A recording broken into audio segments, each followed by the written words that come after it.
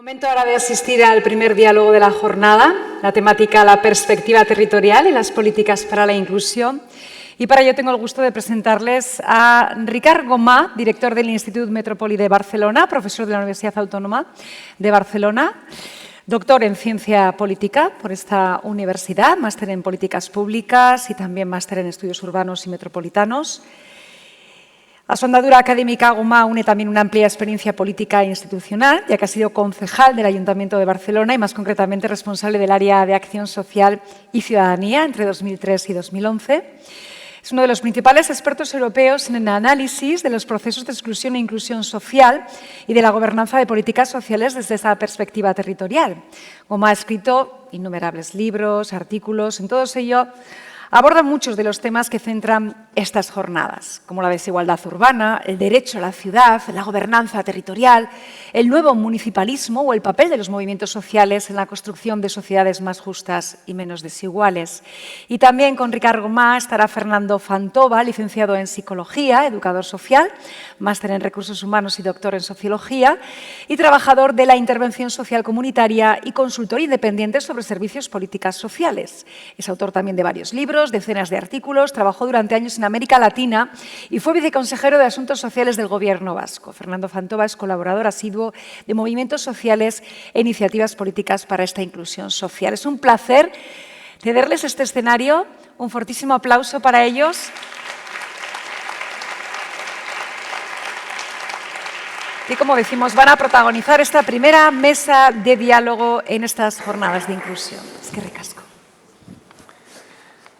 Muy bien. Bueno, Ricardo. Buenos días. Buenos días, Egunon.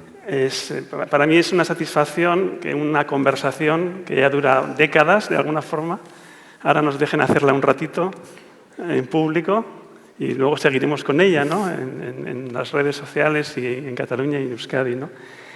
También es una satisfacción hablar después de Serge Pogam, ¿no? Que nos ha dejado como muchas inspiraciones, ¿no? Muchas ideas que bueno, pues que de alguna manera podremos retomar. Yo me quedaba sobre todo con una, que es como que a veces cuando hablamos de inclusión o de ejercicio de derechos sociales o de participación, parecería que hay una cosa, que es la sociedad, en la que nosotras nos incluimos, ¿no? Pero luego resulta que la sociedad somos nosotras mismas, otra vez, al otro lado, ¿no? Cuando ejercíamos el derecho a estar en una UCI en la pandemia, al otro lado había una persona también que tenía una vida y que tenía un sufrimiento.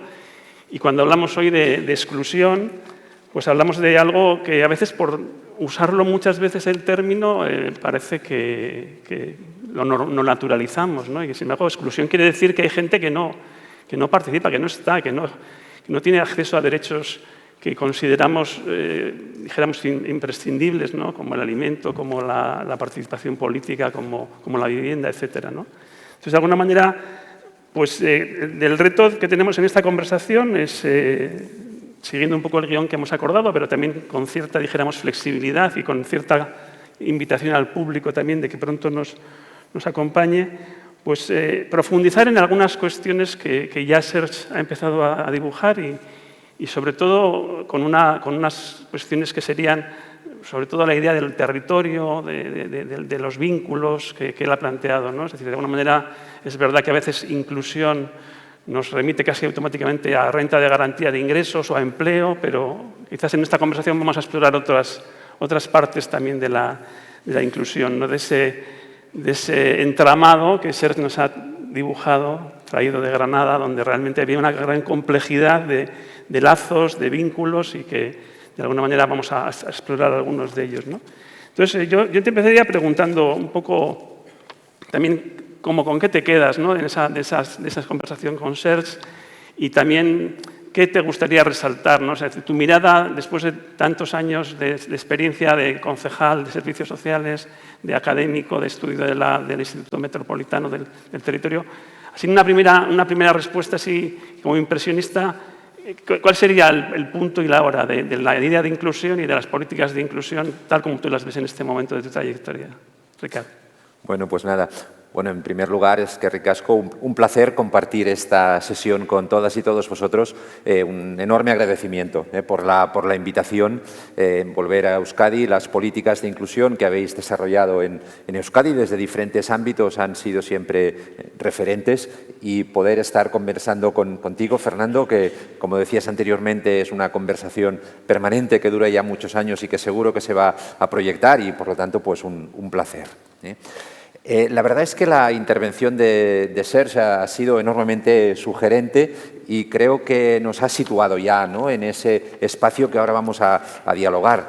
La centralidad de los vínculos y de los lazos, la diversidad, la necesidad de entrelazar, ¿no?, esos lazos para generar itinerarios y trayectorias de inclusión, la necesidad de proyectar todo eso a políticas con capacidad de articular protección y reconocimiento, ¿no?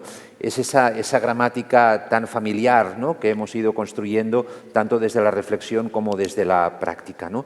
Por lo tanto, así una primera impresión muy general que me pedías, Fernando, era decir que creo que inmejorable, ¿no?, la intervención de Serge para situarnos en ese terreno de diálogo, donde los elementos de territorio y de vinculación van a ser esa columna vertebral que nos permita repensar la inclusión en esas condiciones de cambio de época que estamos viviendo. Sí, a mí me llamaba la atención también de Serge la idea de retejer, ¿no?, de tejer, de tejido, y de alguna manera las diferentes esferas que él planteaba, claro, ¿no?, los lazos más de carácter familiar, de carácter laboral, de carácter también electivo, decía él, de ciudadanía. Tú estás planteando en algunos de tus libros más recientes una cierta reinvención de la ciudadanía social y una cierta, dijéramos, revisión, por tanto, de estos conceptos. Y bueno, yo decía en las conversaciones que teníamos antes que, como ese cuento de Monterroso donde dice se despertó y el dinosaurio todavía estaba allí, a veces parece como que redescubrimos el territorio. A mí me ha pasado, ¿no? O sea, yo me he encontrado a mí mismo hablando de procesos de intervención social, de inclusión social, hablando de cosas que yo quería conseguir con las personas, cuidarlas o animarlas o que se entrelazaran entre ellas, y me estaba olvidando, dijéramos, el escenario físico, ¿no?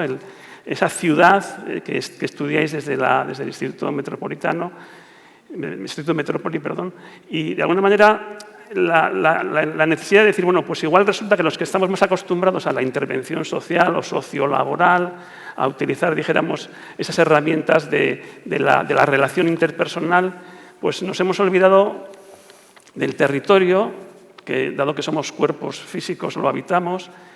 Y te preguntaría un poco si crees que en cierta manera hay un redescubrimiento de la dimensión territorial de la inclusión y de las políticas de inclusión, y en qué consistiría ese redescubrimiento. Sí, desde luego. Fíjate qué potente que es ese binomio, ¿no?, inclusión-territorio. Por una parte, inclusión.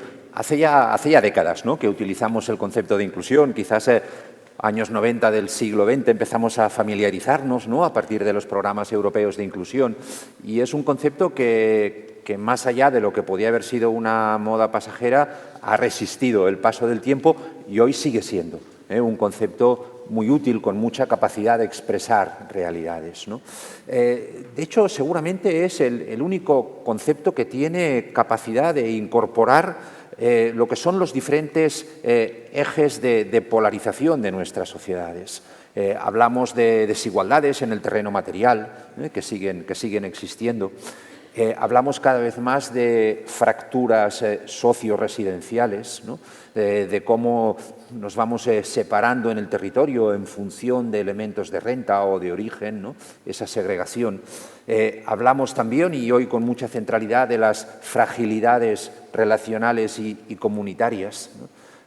Seguimos teniendo procesos de estigmatización y discriminación sociocultural de colectivos. Hoy es 28 de junio, ¿no?, el Día del Orgullo LGTBI, y procesos de dependencia en el itinerario vital de las personas.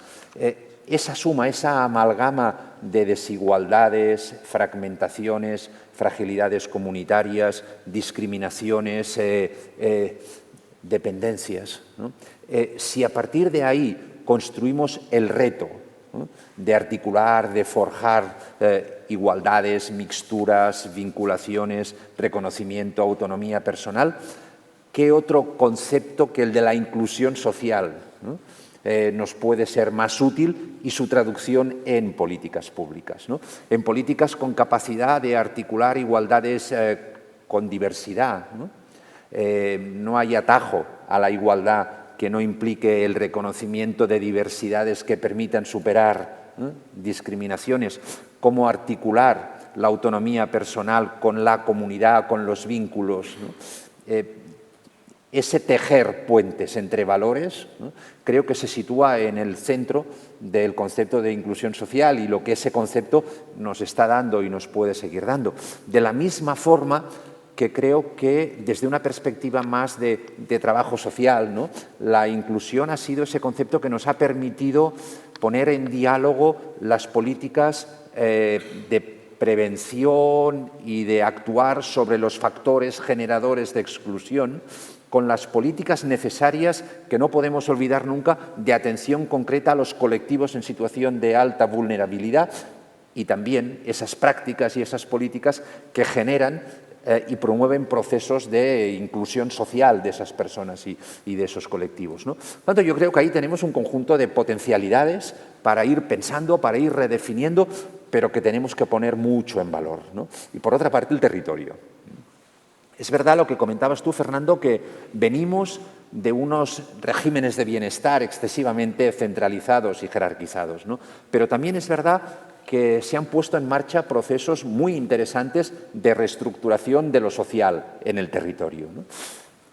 Y estamos, creo yo, en un momento muy interesante desde el punto de vista de cómo las grandes transiciones que nos llevan a un nuevo mundo se reflejan en el territorio, ¿no? Por una parte, es verdad que estamos ante una sociedad con más complejidades y más incertidumbres. Complejidades que tienen que ver con procesos migratorios y cambios poblacionales y con el reto de generar procesos de acogida y de diálogo intercultural. Complejidades que tienen que ver con el ciclo de vida, ¿no? Y con la redefinición de las etapas del ciclo de vida, que tienen que ver con esas nuevas formas familiares de convivencia, de estructura de los hogares y también los riesgos de exclusión relacional ante lazos familiares más débiles. Fíjate, Fernando, que yo siempre lo cuento porque creo que es muy significativo. En Barcelona, el primer tipo de hogar, en la distribución de estructura de hogares en la ciudad, es ya el hogar unipersonal, por encima de cualquier tipología familiar, ¿no? Con lo que el reto que eso genera desde el punto de vista, ¿no?, de políticas de inclusión relacional, etcétera, ¿no? Si tenemos esas nuevas complejidades y las incertidumbres que generan, ¿no?, desde el punto de vista de las discontinuidades pues del ciclo de vida, desde el punto de vista de las propias rupturas biográficas, ¿no?, etcétera, eso por una parte. Por otra parte, y creo que de eso se va a hablar también en esta jornada después, esa centralidad que hoy están adquiriendo los procesos vinculados al hábitat, a la vivienda, al barrio, ¿no? Cómo el acceso y el mantenimiento de la vivienda se está convirtiendo hoy seguramente en el eje, en el elemento más central de la nueva distribución de riesgos y de vulnerabilidades sociales.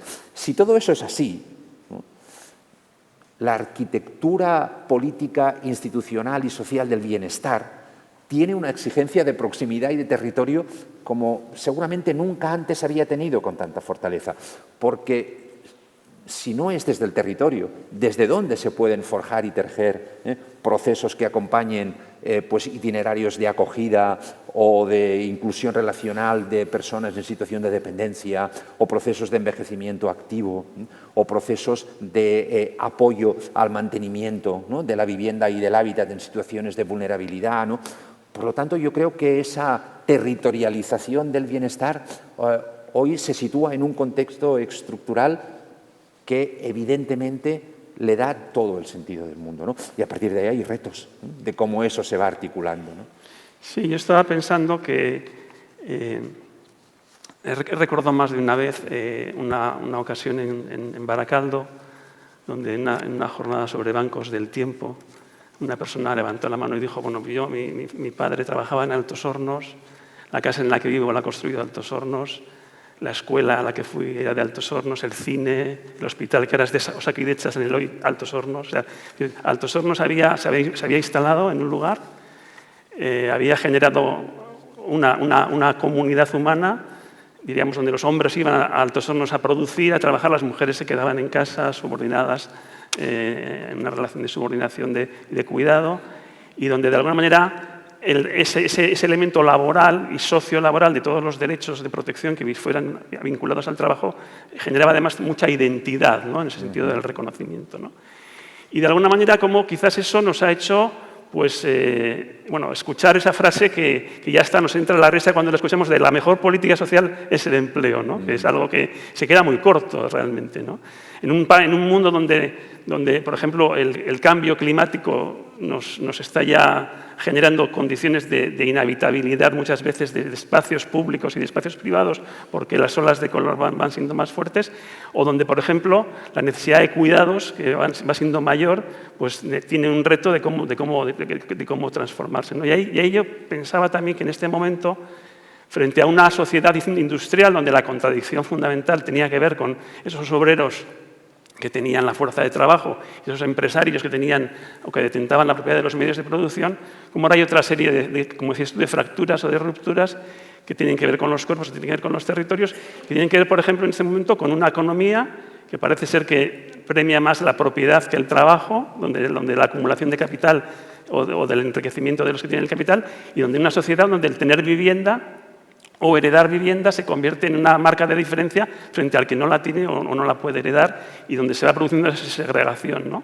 A mí lo que me pasa es que luego espero que los arquitectos y urbanistas que nos van a acompañar nos ayuden a ver, ¿no? Yo tiendo a verlo a veces como una estructura, la estructura residencial, de propiedad de la vivienda, la estructura del espacio físico, como un tema difícil de transformar. O sea, como que cuesta mucho transformarlo, pero a la vez también lo veo como algo que nos condiciona muchísimo, ¿no? Y que yo reconozco que soy el primero que si rastreara en cosas que he escrito lo he desconocido por completo, ¿no? Entonces, dame un poco más de 5 céntimos más, como decís en Cataluña, de esta visión, digamos, de esta diferente realidad del territorio en una sociedad postindustrial, de migraciones, de cambio climático y una sociedad, dijéramos, donde el cuidado aparece como un tema de primera categoría, ¿no?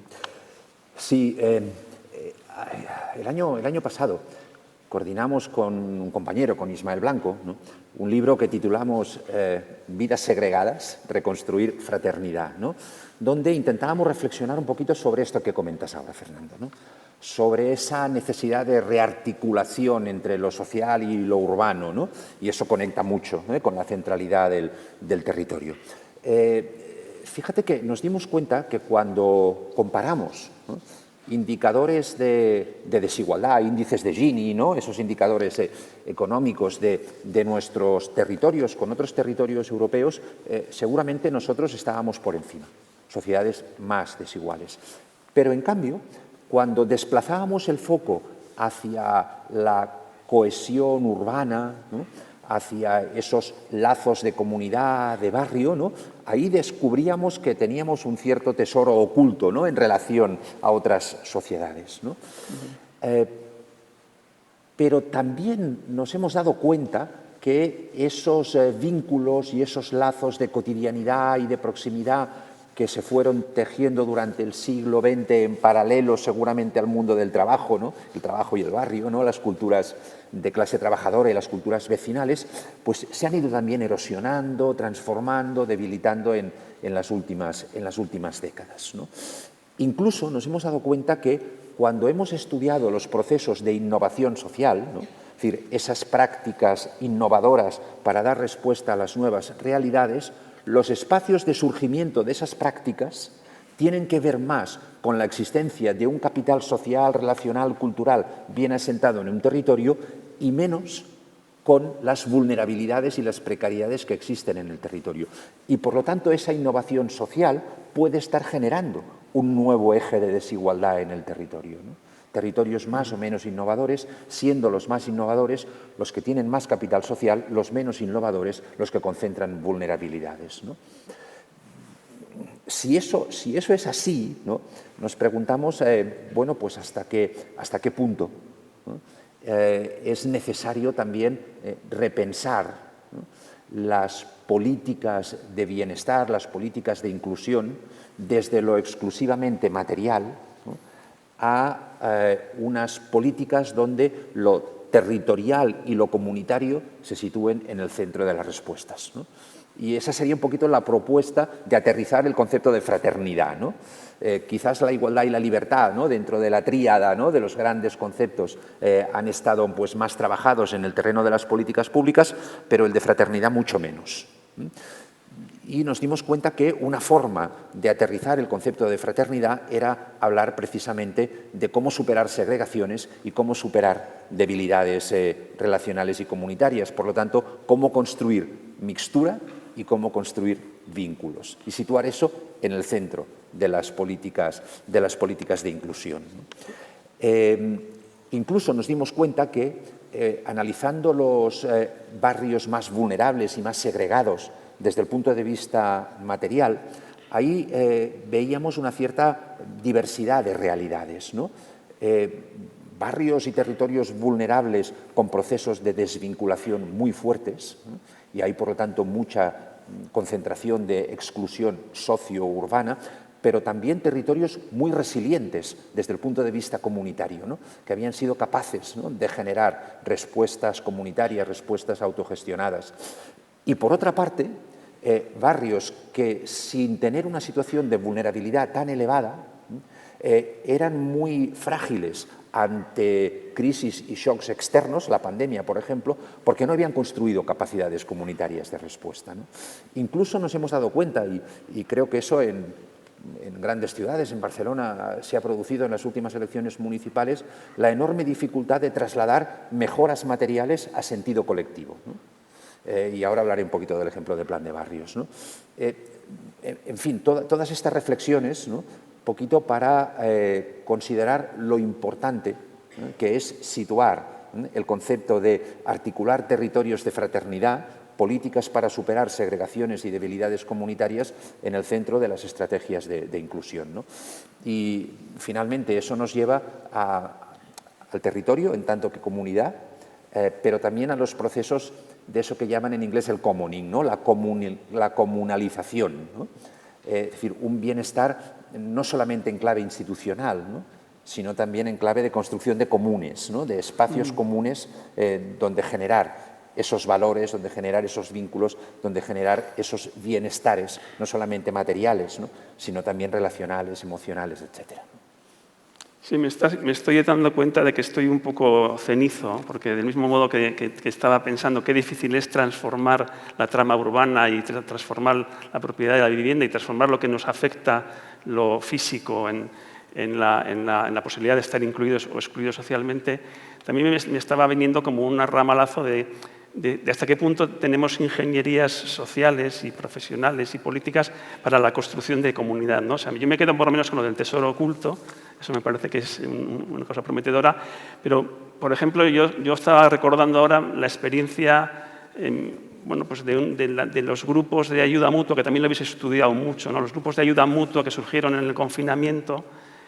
Yo diría que, tanto por lo que yo he podido vivir personalmente como por lo que hemos podido estudiar también con la cooperativa Tangente en alguna publicación, parece que hay una gran realidad de que en cierta manera ese soufflé, que de alguna manera subió mucho cuando había una situación como muy especial, no hubo tanta capacidad como esperábamos. Yo por lo menos me quedé un poco triste en ese sentido de recuperarlo, ¿no? Es decir, de alguna manera gente que se apuntó en ese momento en la excepcionalidad de lo que suponía estar confinado y los Zoom y los Jitsis y tal, y que cuando, dijéramos, volvió a la vida normal, pues volvió, dijéramos, a desvincularse de esos espacios, ¿no? Entonces,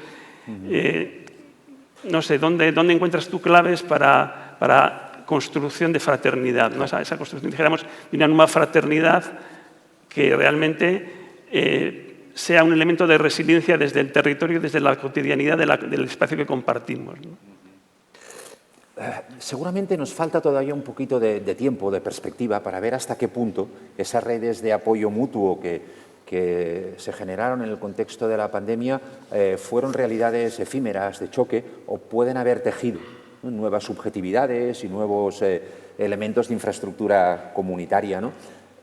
Seguramente esas redes de apoyo mutuo que surgieron ya surgían en algunos casos, ¿no?, de otras prácticas, de otras experiencias precedentes que durante y después de la gran recesión de 2008, de 2010, se convirtieron en prácticas de innovación social, ¿no? Desde pues, economía cooperativa, cooperativas de vivienda, cooperativas de consumo agroecológico, ¿no?, huertos urbanos, soberanía alimentaria, elementos de inclusión digital, ¿no? Es decir, todos esos elementos de innovación social seguramente generaron un precedente sobre los cuales se fueron construyendo después realidades de apoyo mutuo en el marco de la pandemia, ¿no?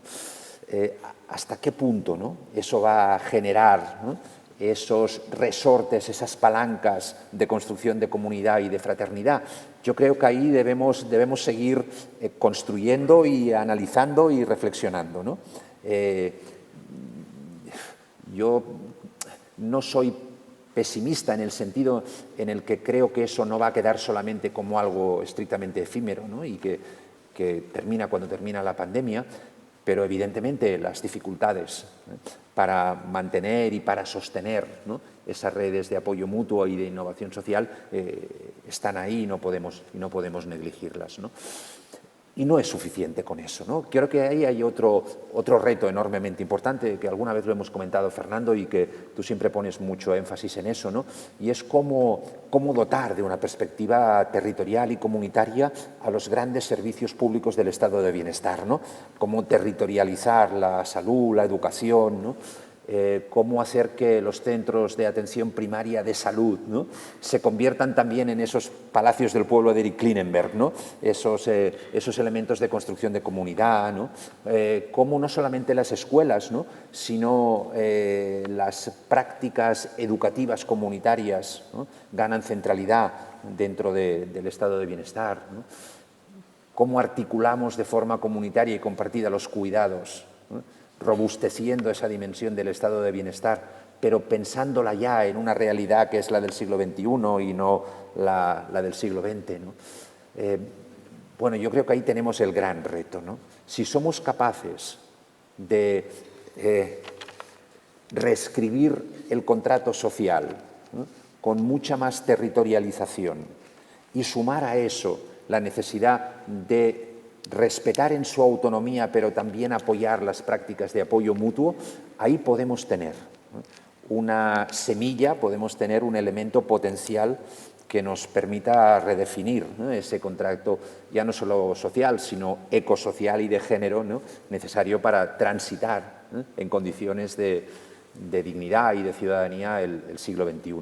Y a partir de ahí pues podemos poner algunos ejemplos, si te parece, Fernando. Sí, también me gustaría proponeros que, si queréis, también podéis iros incorporando al diálogo, es decir, que yo tengo alguna cosa más que comentar con Ricard, pero que también en el momento en que yo vea alguna mano, os incorporo a las personas que lo queráis en el diálogo, o sea que os invito a que lo vayáis pensando. Y quizás yo me salía, cuando tú eres muy del municipalismo y yo soy muy de decir qué pequeños son los municipios en este país, ¿no? Qué poca capacidad tienen, ¿no? Tantos municipios, sobre todo lo vivimos desde el ámbito de los servicios sociales, ¿no?, que hay muchos municipios que no tienen capacidad mínima para poder tener una mínima estructura. Porque cuando se dice, hablando con la pregunta de Joseba antes de los países nórdicos, claro, lo que no se dice es que los países nórdicos, antes de tener esas responsabilidades municipales, también reordenaron su estructura de ayuntamientos de un mayor tamaño, ¿no? Entonces, en este país hay ayuntamientos muy pequeños. Y luego, por otra parte, también hablando un poco de los agentes, ¿no? Es decir, que ayer mismo yo estaba compareciendo en el Parlamento de Cataluña, en esta especie de fertilización cruzada que hay. Traiga un experto vasco a Cataluña, traiga un experto catalán al País Vasco, y esto queda bien. Entonces, hablábamos de la ley del tercer sector, ¿no? Y ahí aparecía, pues, visiones que a mí me parecían como muy en ese sentido como un poco anticuadas, ¿no? En el sentido de verlo como las cuatro esferas de las que habla Serres, ¿no? La esfera más del Estado, la esfera más de la familia, la esfera más de las afinidades selectivas o la esfera más del mercado, verlas como muy estancas, ¿no? Y no ver como estas posibilidades de colaboración. A veces también yo tengo la idea, no sé, tengo la impresión de que en Euskadi el hecho de que hayamos tenido una renta de garantía de ingresos más potente, desde luego, adelante con eso, fundamental, es una conquista que no podemos dar un paso atrás, pero a veces también ha hecho que de alguna manera quizás tengamos menos creatividad o menos elementos de innovación social, que yo cuando voy a Cataluña yo escucho hablar de la ley de barrios, o escucho hablar de proyectos de colaboración público-comunitaria, o escucho hablar de nuevas cooperativas, es decir, a veces veo como una mayor riqueza en la creatividad de esa innovación social y quizás en ese sentido una menor protección pública económica, porque no es comparable la renta de garantía de ingresos con la renta garantizada ahí en Cataluña, ¿no? Entonces, sí, un poco por ahí, ¿no? O sea, agentes y diferencias un poco que tú observas en las experiencias de Euskadi y de Cataluña y como os digo, pues irme pidiendo la palabra, ¿eh? Adelante. Bueno, ojalá tuviéramos en Cataluña la garantía de ingresos con la potencia que la habéis construido en Euskadi, ¿no? En eso, con todas las limitaciones, pero sois un referente muy, muy importante y además, bueno, todo el debate, ¿no? De que esa garantía de ingresos debe ir avanzando hacia algún tipo de renta básica, ¿no? Yo a veces creo que hemos construido los derechos sociales por el tejado, ¿no? Porque hemos ido universalizando el derecho a la educación, a la salud, ahora a los cuidados, pero no hemos universalizado el derecho al ingreso, ¿no? Es decir, a generar unas condiciones básicas de existencia material, ¿no? Eso sería como si hubiéramos constitucionalizado los derechos políticos, ¿no? De asociación, reunión, manifestación, libertad de creencia, etcétera, pero nos hubiéramos olvidado del derecho al voto. Sería un sinsentido, ¿no? en el terreno de los derechos políticos. Pues de alguna forma yo creo que es un sinsentido haber generado un conjunto, un abanico muy importante de derechos sociales, pero habernos olvidado de situar las condiciones materiales de existencia como un derecho universal de ciudadanía. Bueno, eso se tiene que ir trabajando, ¿no? La primera parte de tu reflexión. La creatividad, ¿no? Más vinculada también al territorio. Ahí hay una experiencia que hemos ido construyendo, sobre todo en Barcelona, ¿no? Que es esa institucionalidad público-comunitaria, que a mí me parece enormemente importante, también para construir inclusión y fraternidad, ¿no?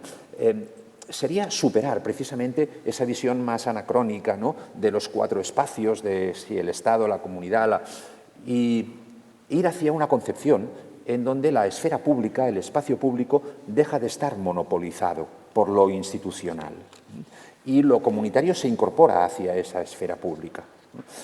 Y si tenemos una esfera pública de diálogo y de interacción entre lo institucional y lo comunitario, es importante también generar infraestructuras e instituciones que permitan dar consistencia a esas alianzas público-comunitarias, ¿no?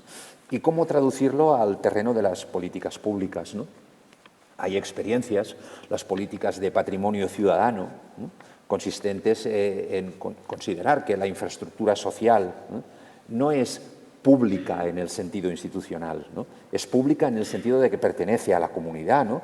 Y por lo tanto, en la medida en que eso se lleva al terreno normativo, puede prevenir futuros hipotéticos procesos de privatización, ¿no?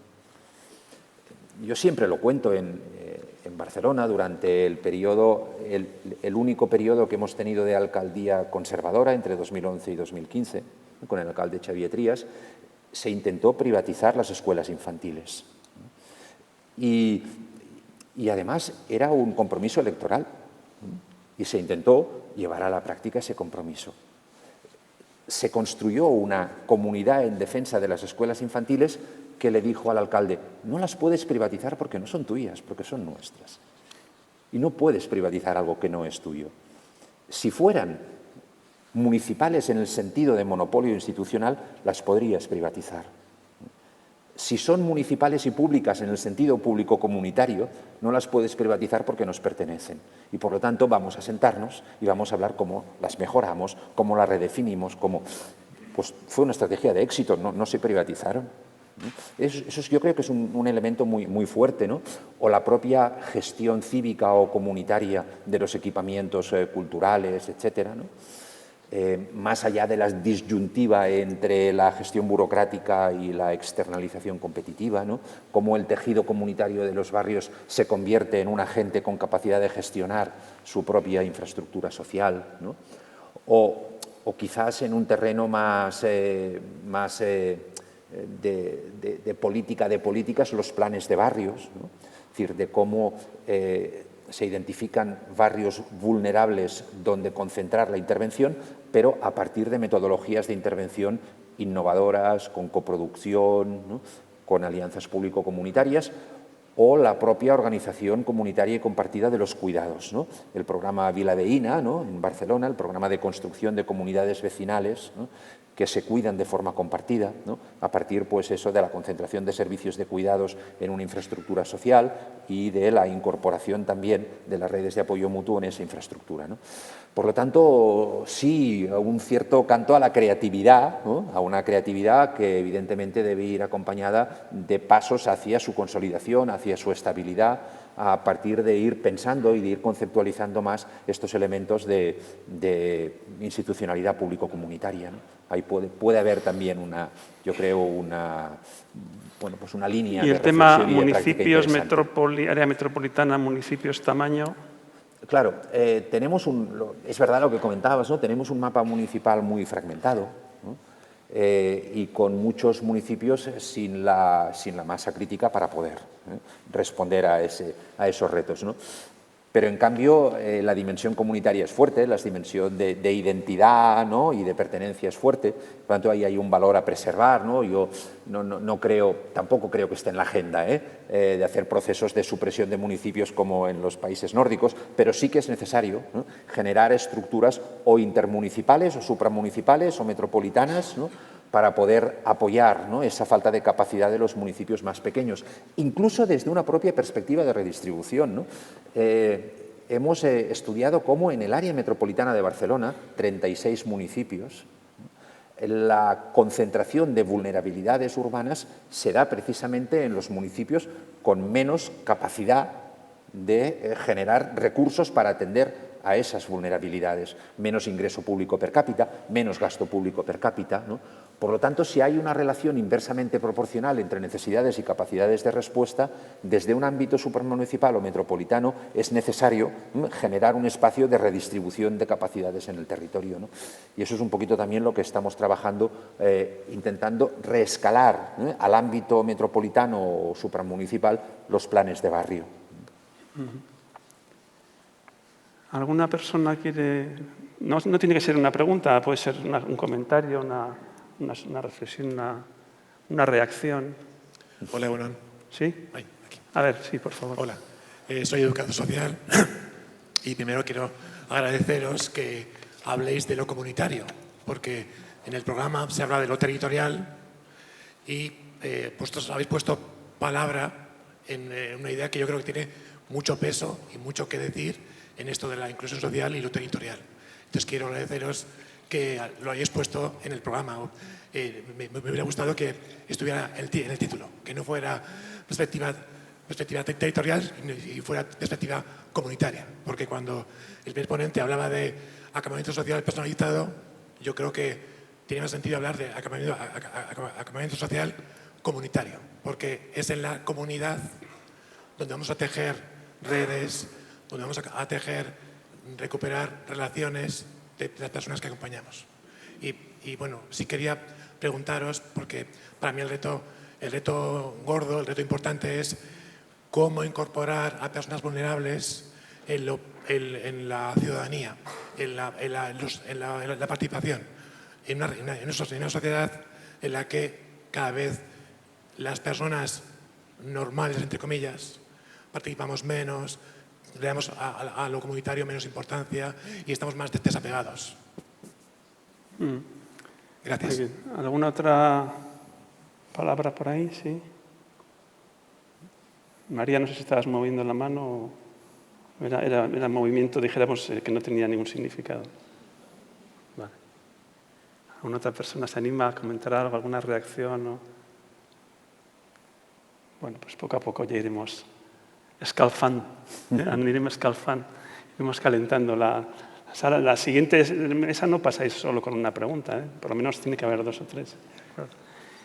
Pues más o menos sería lo que nos quedan, como 5 minutillos que nos han regalado más y bueno, pues sí te pediría pues, algo que quieras contar, que si no lo cuentas luego a la noche te vas a sentir mal ahí en Barcelona y vas a decir no vas a poder pegar, no les he dicho esto, ¿no? Ahí en Bilbao, ¿no? De alguna manera yo creo que quizás también respondiendo a la pregunta del compañero en el sentido de ese reto de lo comunitario, ¿no?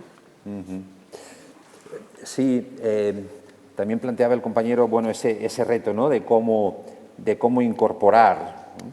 a las comunidades, de cómo hacer eso tan difícil, de que las personas y los colectivos en situación de vulnerabilidad ganen subjetividad colectiva y se conviertan en protagonistas, ¿no? de sus propios procesos de inclusión, de construcción de comunidad, ¿no? Ese es un gran reto, ¿no? No resuelto, ¿no? Y que se expresa en muchas dimensiones, desde la propia dificultades de participación política y electoral. Ahora hemos tenido las elecciones municipales, ¿no? El otro día estaba viendo las enormes diferencias, ¿no? de participación electoral en las elecciones municipales, en las elecciones de proximidad entre barrios de rentas altas y de rentas bajas, ¿no? En Barcelona la diferencia entre el Raval y Sarriá, rentas bajas y rentas altas, es de 23 puntos. 47% de participación en el Raval, 71% de participación en Sarriá. Claro, no estamos hablando de una diferencia de 5, 8, 10, estamos hablando de 23 puntos de participación, ¿no? Y además se ha incrementado, ¿no? Ha pasado de 19 a 23 en 8 años, ¿no? Si esas desigualdades de participación en el terreno político electoral no se superan, qué difícil va a ser, ¿no? Introducir en la agenda política la reducción de las desigualdades socioeconómicas, ¿no? Y eso mismo lo podríamos considerar en cualquier otra dimensión, ¿no? donde las desigualdades de participación se expresan, ¿no? Antes yo comentaba las desigualdades en las prácticas de innovación social en el territorio, las desigualdades en la acción colectiva, como hemos visto también ahora en Barcelona, ¿no? Como las capacidades de acción colectiva, ¿no? para demandar pues, mejoras en la educación pública, ¿no? son mucho más fuertes en barrios de rentas medias que en barrios de rentas bajas, ¿no? Bueno, ese gran reto de cómo redistribuir capacidades de acción colectiva en el territorio, ¿no? como algo indispensable para construir condiciones de fraternidad y de inclusión, ¿no? Y ahí sí que es verdad que se trabaja desde el ámbito de la innovación democrática, ¿no? Se trabaja desde el ámbito de la construcción de lo común, se trabaja desde el ámbito de la investigación-acción, ¿no? Hace poco compartimos, Fernando, en Bilbao también, ¿no? un congreso donde esos elementos, ¿no? de profundizar la innovación democrática, lo deliberativo, ¿no? de construir lo común, de vincular mucho más la producción de conocimiento con la acción, ¿no? Aunque no haya respuestas definitivas, seguramente son los hilos, ¿no? que pueden tejer respuestas a esos retos que ahora consideramos, ¿no? Bueno, pues después del recreo tenemos una mesa sobre inclusión social y agenda urbana, que espero que también ellos digan después que les hemos dejado las cosas muy claras. Yo me estaba acordando de una alcaldesa que antes de ser alcaldesa había sido responsable de servicios sociales y antes había sido técnica de los servicios sociales, ¿no? Y bueno, me hablaba de esos dos mundos en el ámbito municipal, el mundo de la piedra, de los hombres que ya no fuman puros, pero antes fumaban puros en torno a la mesa decidiendo cómo era la estructura de la ciudad, y de las mujeres que estaban en la parte de servicios sociales pues haciendo lo que podían, ¿no? Y bueno, ahora ella es alcaldesa y tiene que domar a los señores de la piedra.